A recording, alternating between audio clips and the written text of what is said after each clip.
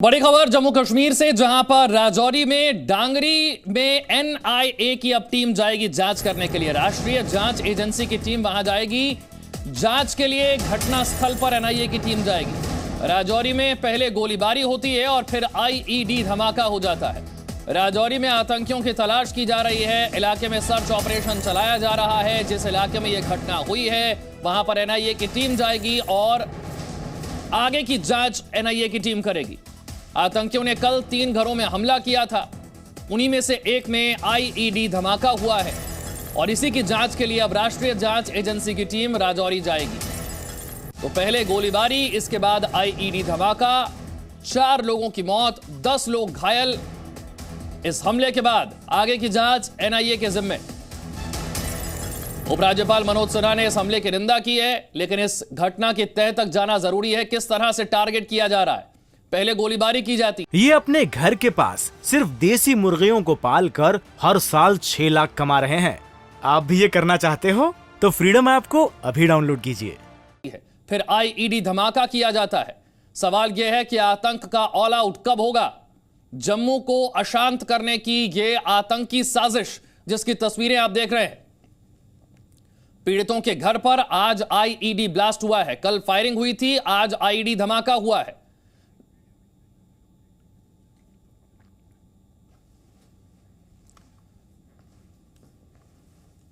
तो देखिए, पहले 3 घरों को निशाना बनाया जाता है। गोलीबारी के वक्त घरों में आईईडी एक्सप्लोजिव डिवाइस जो हैं वो रख दिए जाते हैं। आज मृतक के घर पर आईईडी धमाका होता है।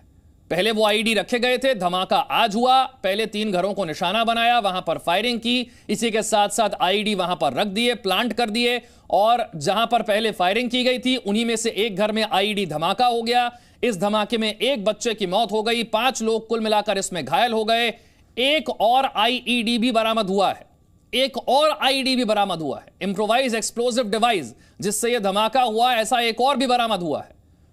पुलिस का सर्च ऑपरेशन इसे लेकर जारी है। इस घटना की तह तक पहुंचना बहुत जरूरी है। जम्मू में हिंदुओं की टारगेट किलिंग का यह मामला है। स्थानीय लोगों में काफी आक्रोश है। बच्चे का पूरा शरीर उड़ गया। रात को हम इस घर पे आए थे, यहाँ से हमने डेड बॉडी निकाली। रात को यहाँ पे एक डेड बॉडी निकाली, तो सुबह से रात से आर्मी और पुलिस घूम रही है, इनको पता नहीं चला। और अभी ब्लास्ट हुआ, 2 बच्चे और उनकी डेथ हो चुकी है, 3 जो है वो हॉस्पिटल में भेज दिया गया है। हम क्या बताएं, क्या बोले भाई साहब। हिंदू जो है मारे जा रहे हैं यहाँ पे, दिन दाड़े, रात को दिन हो, हिंदुओं पे कत्ल किया जा रहा है शरेआम। दिन दाड़े यहाँ पे हिंदू के घर पे ब्लास्ट हुआ है। देखो अभी 5 साल का बच्चा है, उसका आई कार्ड चेक करके मार रहे हैं लोगों को। किस तरह आई कार्ड भाई साहब क्या बताया, आपने खुद देखा, आपने अपने कैमरे से देखा यहाँ पे क्या कंडीशन है। यहाँ पे क्या कंडीशन है, 5-5 साल के बच्चे जो है वो उनका कत्ल किया जा रहा है। 5-5 साल बच्चों का कत्ल किया जा रहा है। क्या बताए भाई साहब। अभी जो हादसा हुआ उसका अभी यहाँ ब्लास्ट हुआ है। हम भी चौक में थे, हम यहाँ नहीं थे। हम यहाँ आए, हमने आके यहाँ डेड बॉडियाँ उठाई। एक बच्चा बिल्कुल डेड हो गया, लड़की डेड हो गई, 3 को भेज दिया एम्बुलेंस आर्मी वाली में डाल के। अभी उनका क्या कंडीशन है हमें नहीं, हम बता नहीं सकते कुछ भी। बच्चे का बिल्कुल सिर खत्म है और देखो उसके नीचे पड़ा। हालात आप देख सकते हैं, बुरी हालात है। लोगों के अंदर एक रोष और एक जो ऐसा ये आक्रोश है कि जिसमें हम बयान नहीं कर सकते। पूरी ढांगरी में आग लगी हुई है और एलजी साहब से हम गुजारिश कर रहे हैं रात की कि एलजी साहब यहाँ आइए, बताइए हमको कि हम कहाँ जाएं। आप लोग दिल्ली में बैठे हुए, जम्मू राज भवन में बैठे हो, यहाँ लोगों की हालत देखो क्या है। ये एलजी साहब से हमारी रिक्वेस्ट है, मोदी साहब एलजी साहब को फौरन यहाँ राजौरी में भेजिए। जो राजौरी ढांगरी गाँव के हालात बने हुए हैं, ये कब्रगाह बन गई है, इसलिए आप तुरंत यहाँ राजौरी में पहुंचिए। हम मोदी साहब से अपील करते हैं कि जल्दी से जल्दी एलजी साहब को राजौरी भेजिए। आप खालिद मेरे सहयोगी और जानकारी के साथ जुड़ गए हैं। खालिद, कल रात से लेकर अब तक का घटनाक्रम पहले तो जरा समझा दीजिए।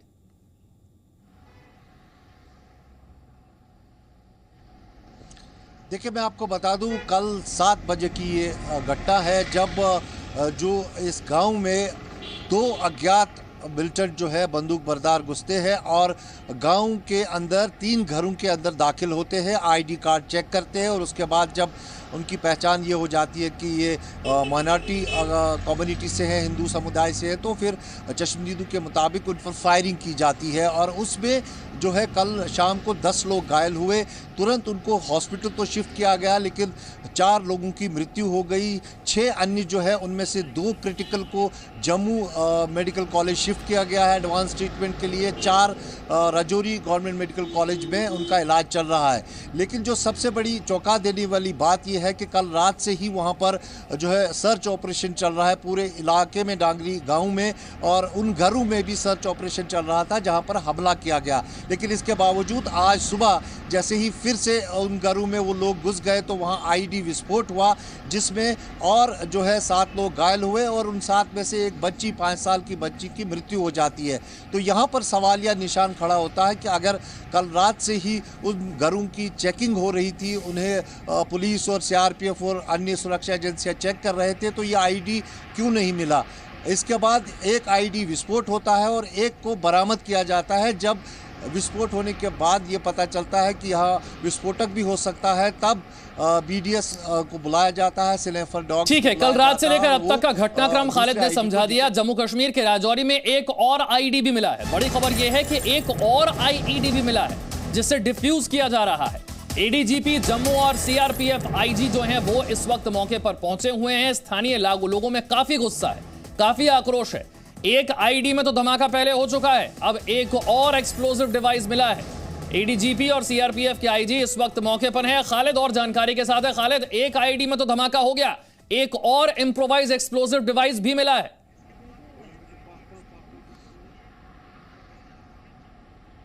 बिल्कुल, एक और आईडी बरामद हुआ है। वो बीडीएस स्क्वाड अब उस पर काम कर रही है और उसको एक कंट्रोल ब्लास्ट के जरिए जो है नाकारा कर दिया जाएगा।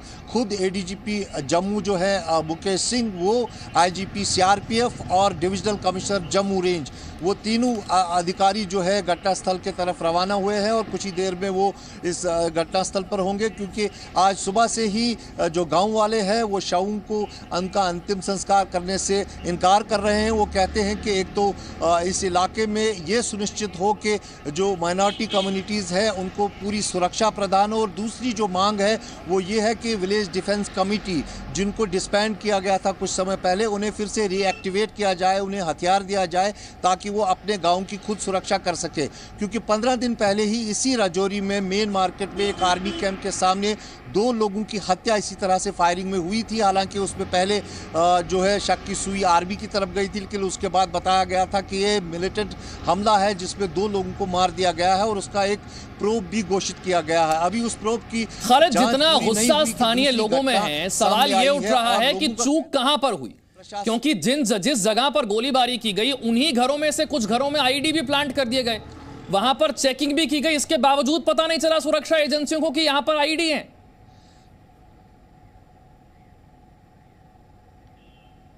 देखिए, बिल्कुल सबसे बड़ा सवालिया निशान यही है कि कल रात से जिन घरों में हमला हुआ था उसी घर के पहले घर में जो पहला विक्टिम था उसके घर में आईडी विस्फोट होता है और उसके दूसरे साथ में घर में एक आईडी मिल जाता है। अगर कल शाम से वहां पर चेकिंग हो रही है, इन घरों को टटोला जा रहा है, सुराग ढूंढे जा रहे हैं, तो इतना बड़ा विस्फोटक क्यों नहीं मिल पाया, वो कैसे फटा और जिसमें फिर एक कीमती जान चली गई। और खालिद, मैं आपके पास लौटूंगा। इस बीच खबर यह है कि उपराज्यपाल मनोज सिन्हा ने इस हमले की निंदा की है। मनोज सिन्हा ने इस हमले को लेकर अब मुआवजे का ऐलान भी कर दिया है। मृतक के परिवार को 10 लाख रुपए की मदद दी जाएगी। मृतक के परिवार को एक सरकारी नौकरी भी दी जाएगी। जो घायल हुए हैं उन्हें 1-1 लाख रुपए की आर्थिक मदद भी दी जाएगी।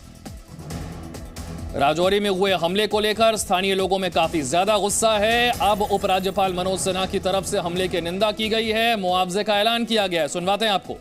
वेस्टर्न मीडिया का एक बड़ा सेक्शन है जो झूठ को फैलाने में काफी इस इकोसिस्टम की मदद करता है।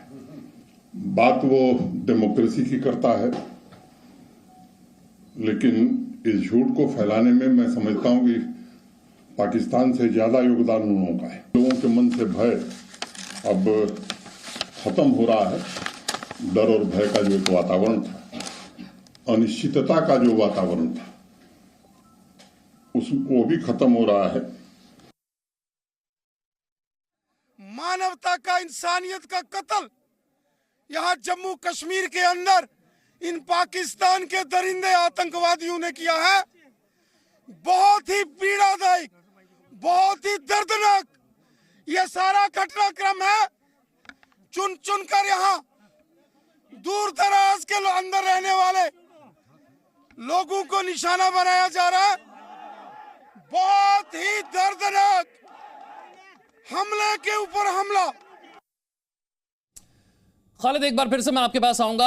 लोगों में गुस्सा बहुत ज्यादा है और सवाल यही है कि चूक कहां हो गई। जब कल शाम ही आतंकी दाखिल हुए थे, कल शाम ही गोलीबारी हो गई थी, उसके बावजूद इतनी बड़ी चूक कि आईडी भी प्लांट हो गया, उसमें धमाका भी हो गया और किसी को पता भी नहीं चला।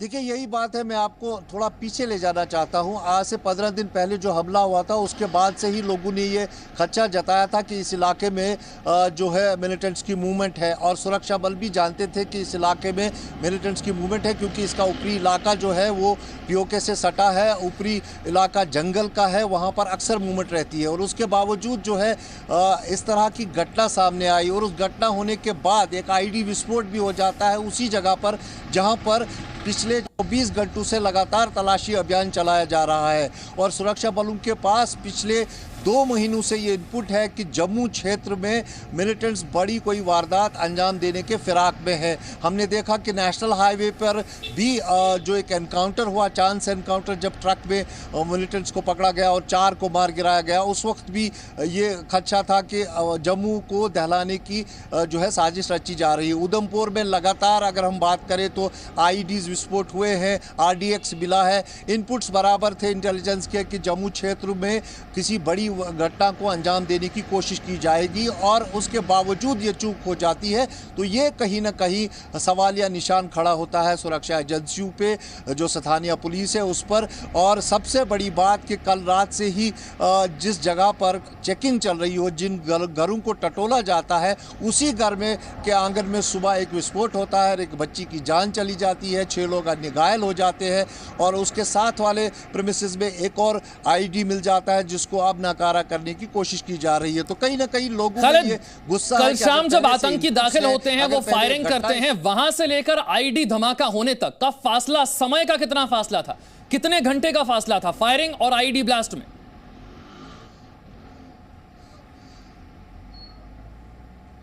देखिए, कल शाम 7 बजे के करीब जो है ये हमला हुआ है, जब घरों में भीतर जाकर फायरिंग की गई और 10 लोगों को घायल किया गया। और अगर हम इस आईडी विस्फोट की बात करें तो आज सुबह करीबन 9:15 के आसपास ये विस्फोट होता है। यानी अगर हम 14 घंटे का समय होता है कल शाम 7 बजे से अब तक, यानी मिलिटेंट्स वहाँ पर गए, जो हथियारबंद लोग थे उन्होंने वहाँ पर फायरिंग की और अपना इम्प्रेसिव जो ये डिवाइस था वो वहाँ पे फिट किया और वहाँ से निकल गए।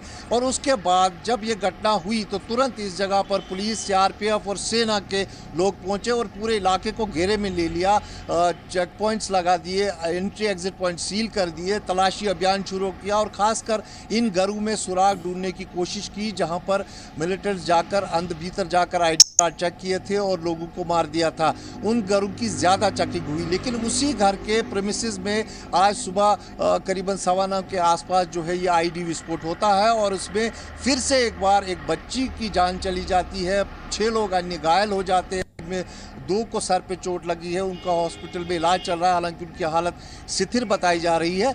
लेकिन सवालिया निशान ये है कि अगर हमला हुआ, हमले के बाद वहां पर सुरक्षा एजेंसियां पहुंची और वहां तलाशी अभियान पर तलाशी होने के बाद भी एक आईडी विस्फोट होता है, एक आईडी जो है लाइव मिलती है। तो सुरक्षा एजेंसी चेकिंग क्या की थी, तलाशी किस बात की हुई थी, वहाँ पर टटोला क्या गया था, तो ये लोग सवाल जो है पूछ रहे हैं। और इसीलिए है कि वो अभी तक वो शव रखे हुए हैं, उनका अंतिम संस्कार करने से इनकार कर रहे हैं। वो चाहते हैं हमें इंसाफ मिले और कहीं ना कहीं वो जो सिक्योरिटी लैप्स इसको मानते हैं कि अगर चलो पहले हमला हुआ मान लिया, लेकिन हमले के बाद जो दूसरी घटना घटती है उसमें सीधे सीधे कहीं ना कहीं सुरक्षा एजेंसियों पे है उंगली उठती है, क्योंकि उस एरिया को, उस प्रेमिसेस को पूरी तरह से घेर लिया था और लगातार वहां पे चेकिंग हो रही थी। और एक एजेंसी नहीं बल्कि dual agency, multiple agencies checking कर रही थी।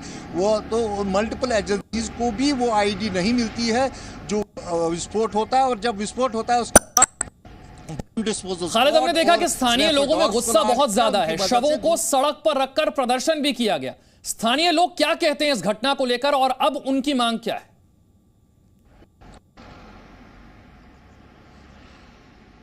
देखिए, स्थानीय लोगों की सीधी मांग है एक तो कि इन जगहों पर जो माइनॉरिटी एरियाज है राजौरी, पुंछ, क्योंकि राजौरी, पुंछ की अगर हम बात करें, ये वो इलाके हैं जहां मेजॉरिटी में मुस्लिम कम्युनिटी रहती है और माइनॉरिटी में वहां पर हिंदू है। लेकिन अगर दूसरी जम्मू की बात करें तो वहाँ मेजॉरिटी में हिंदू है। लेकिन पुंछ राजौरी के जो माइनॉरिटी के लोग हैं उनकी सीधी मांग है उन इलाकों को सुनिश्चित ये किया जाए पर सिक्योरिटी प्रूफ हो और कोई भी इस तरह की घटना हो। दूसरी विलेज डिफेंस कमेटी जिनको डिसबैंड किया गया था उनको फिर से एक बार रिएक्टिवेट किया जाए और जो गांव में ही कुछ युवा होते हैं जिन्हें ट्रेनिंग दी जाती है, उसके बाद उनको आर्म्स एंड एम्युनिशन फराहम किया जाता है और वो रात भर पहरा देते हैं या दिन में पहरा देते हैं और अपने गांव को।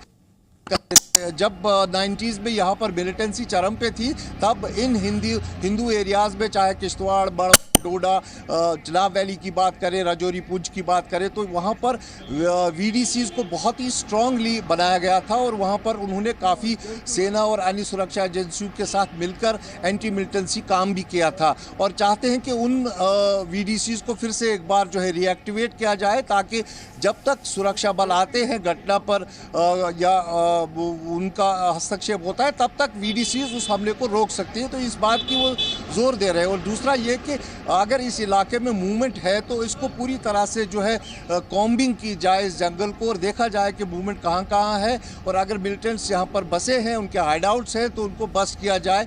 ये मांग लगातार जो है इस इलाके के लोग कर रहे हैं क्योंकि जो ये इलाका है वो पूरा हिंदू बेल्ट है ये गांव और ये वो हिंदू, मैं आपको बता दूं, जो 1947 में पीओके से इस तरफ आए थे और यहाँ पर रहे थे। हालांकि ये वेस्टर्न पाकिस्तान रिफ्यूजीज भी नहीं आते हैं, इन्हें पहले से ही सिटीजनशिप जम्मू कश्मीर की मिली थी, लेकिन कहीं ना कहीं ये पीओके से आए हुए वहाँ सेटल थे और तब से लेकर अब तक यहाँ पर विलेज डिफेंस कमेटी जो थी 90 के दशक से आज तक, वो लगातार जो है इस गाँव की रखवाली करते थे। लेकिन कुछ साल पहले उन कमिटीज को यहाँ पर एक बात और समझने वाली है कि आतंकियों की स्ट्रेटजी और आतंकियों की प्लानिंग तो बदली नहीं है।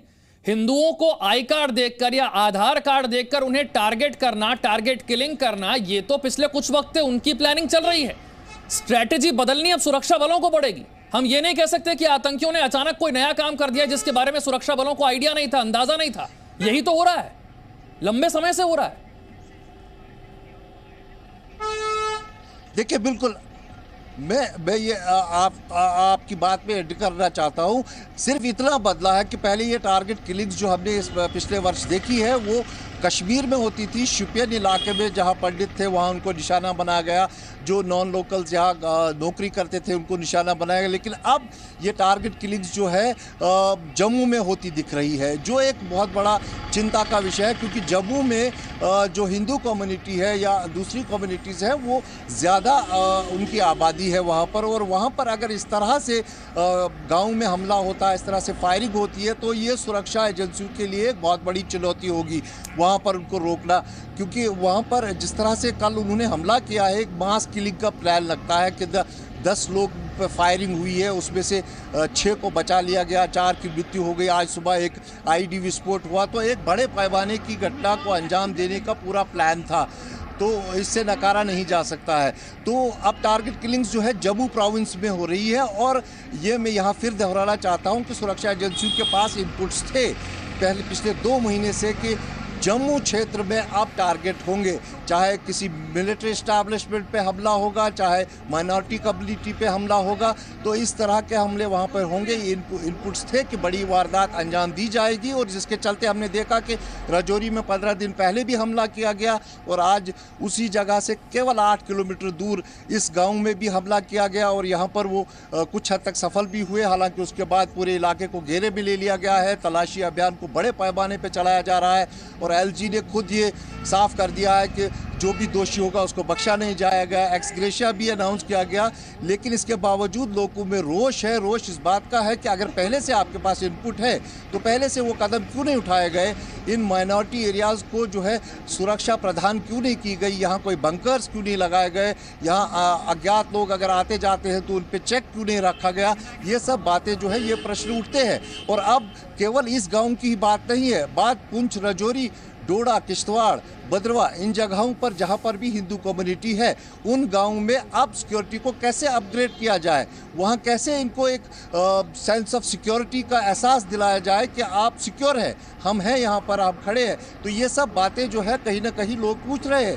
केवल इसी गांव के लोग नहीं पूछ रहे हैं बल्कि हर उस गांव के लोग पूछ रहे हैं जहाँ पर माइनॉरिटी कम्युनिटी रहती है। वो सरकार से ये प्रश्न उठाती है कि आपने पिछले साल में ये दावा किया कि 172 मिलिटेंट्स को आपने मार गिराया है और भारी मात्रा में हथियार, गोला बारूद पकड़ा है, नारकोटिक स्मगलिंग को आपने विफल कर दिया है, आपने इन्फिल्ट्रेशन पे कटगन लगा दिया, जीरो इन्फिल्ट्रेशन डाटा है।